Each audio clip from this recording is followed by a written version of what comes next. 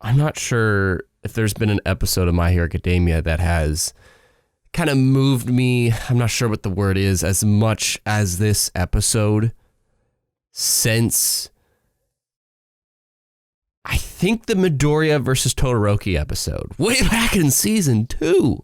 I missed the mark on talking about the Attack on Titan premiere, but I just, it's my Saturday, I'm enjoying myself, but I felt like just raw recording needed to talk about this episode because, boy, Class 1A goes against Deku. And I'm going to say Deku, not Midoriya, Deku, because of what he has kind of become recently. He's no longer the Midoriya people know. He's been going out doing these, you know, not just vigilantism kind of a thing, but he's just become something else, someone else. He's still him at his core, but he's not taking care of himself. He's disregarding so many people that have taken care of him and want to work with him, and you know, he's doing it for their safety, but he's just not the person that all of Class 1A know and love. And that's what this episode was. It was titled Class 1A versus Deku Midoriya. I actually can't remember if they titled it Deku, but Bones didn't really go that hard on this per se. I believe, oh, did I mix it up? I'm pretty sure it's Bones.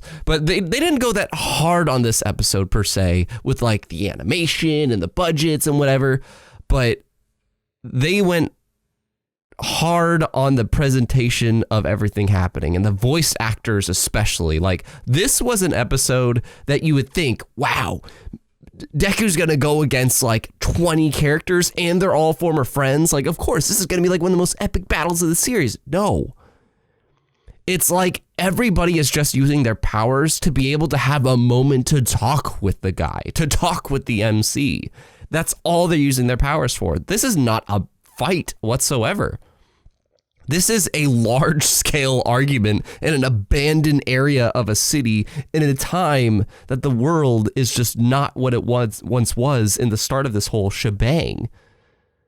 And they all like dream of the day, like, let's all go back to UA together, we'll have classes together, but it just seems hopeless to Deku. There is no going back until he completes his mission.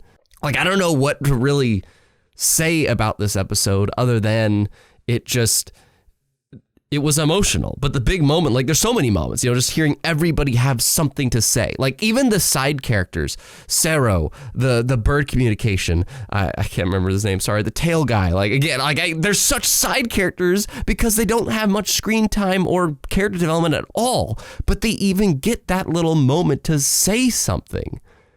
Now, not everybody did. Belly Beam, Invisible Girl, not everybody did. But pretty much everybody did. They had something to say. In this gloomy, rainy ass day, I'm against that trope, a gloomy, rainy ass day. I'm definitely against that trope. But in this case, I feel it definitely complemented what was going on. It wasn't like somebody was dying. This was, we are going to go into this situation even if nobody wants to do anything on a rainy day. But these guys are going to do it because that's literally what this episode's about. When you see your friend smoking or recluding in their room or indulging in a habit that you know is kind of destroying them, a lot of us hesitate to say anything about it. We it's too uncomfortable. We're worried, and you know, like it's not our place. We don't do it. But the real freaking heroes are the people that will. They're the people that freaking will. And that's what Class 1A just did this episode. They went out and they used their powers to have this conversation with Deku. But Bakugo's definitely the highlight. I didn't record my reaction to this episode, but if there was any moment, there's two moments that I reacted to. One is the face reveal of Washer Machine Hero. Again, terrible with names. But the face reveal, I legitimately said out loud, I'm like, oh shit, kind of a thing. It just happened. But Bakugo. His sincerity this episode was something to behold. In season 5 and season 6 specifically, Bakugo has just had some phenomenal character development moments, seriously. But the second he bows,